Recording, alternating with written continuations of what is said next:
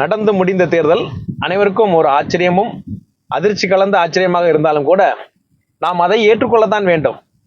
ஏனென்றால் மக்கள் தீர்ப்பு, மகேசன் தீர்ப்பு என்று பல பல ஆண்டுகளாக, நூற்றாண்டுகளாக நாம் சொல்லி வந்திருக்கிறோம்.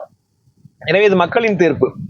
மக்களின் தீர்ப்பை ஏற்று அதன் பிறகு நாம் அடுத்தடுத்த கட்டங்களில் எவ்வாறு இந்த சூழ்நிலையை எதிர்கொள்வது என்றுதான் மற்ற கட்சிகள் தீர்மானிக்க வேண்டும்.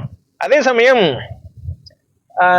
ஒரு சில கட்சிகளில் இருந்து கொண்டு இந்த ஒரு வெற்றியை மட்டும் மனதில் கொண்டு திடீரென அனைவரும் ஏதோ கல்யாண வீட்டுல இந்த நம்ம விருந்துக்கு அடிபிடி போட்டு உள்ள சில சமயம் போவாங்களா, அதே மாதிரி ஒரு அடிப்படி போட்டு உள்ள நான் முந்தி நீ முந்தி, எங்க நம்ம முந்தி போனாதான் நமக்கு ஏதாவது கிடைக்குமோ, வாய்ப்பு கிடைக்குமோ, நம்ம சீக்கிரமா போயிருவோம், மிகப்பெரிய வெற்றி இனிமேல் அவ்வளவுதான், எல்லாம் முடிஞ்சு போச்சு அப்படிங்கிற நிலைமையில ஒரு சில கட்சிகளின் தொண்டர்கள் இல்ல, முக்கியமான நிர்வாகிகள், தொண்டர்கள் அதே கட்சியில் தான் இருப்பார்கள். ஏன்னா தொண்டர்கள் கொள்கை பிடிப்போடு இருப்பவர்கள்.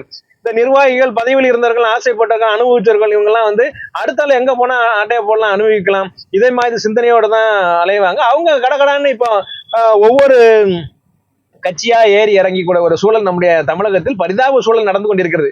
ஆனால் ஒன்று இங்க மட்டுமல்ல, நம்ம இந்திய அளவில் இப்ப சொல்ல போனா மேற்கு வங்காளத்தில் மம்தா பானர்ஜி தோல்வியை தழுவிய இந்த சூழலில் கட்சியிலிருந்து 60 எம்எல்ஏக்களை காணவில்லை, எதிர் அணியில் போய் உட்கார்ந்து கொண்டார்கள். இன்றைய காலையில் 20 எம்பிக்களை காணவில்லை, தேசிய ஜனநாயக கூட்டணி, அதாவது பிஜேபி தலைமையான கூட்டணிக்கு ஆதரவு கொடுப்பதாக அங்கே போய் உட்கார்ந்திருக்கிறார்கள்.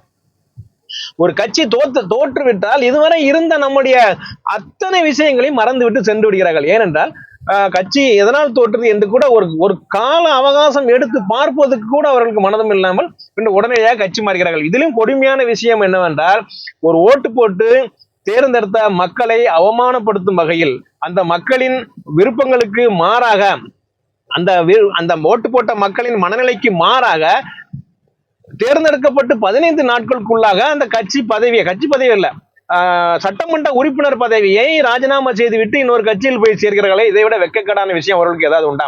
இந்த மக்கள் என்ன நினைத்து உங்களை தேர்ந்தெடுத்திருக்காங்க என்பதை நீங்கள் மனதில் கொள்ள வேண்டும்.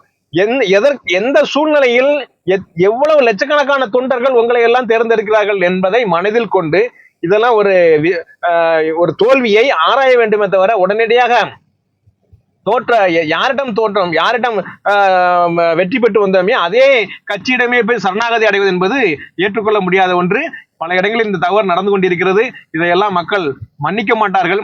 அந்த சட்டமன்ற உறுப்பினர்களை, அந்த ராஜினாமா செய்த உறுப்பினர்கள் மீண்டும் போட்டியிட எந்த சூழலிலும் சட்டமும் மக்களும் அனுமதிக்க கூடாது என்பதை வேண்டி விரும்பி கேட்டுக்கொள்கிறேன்.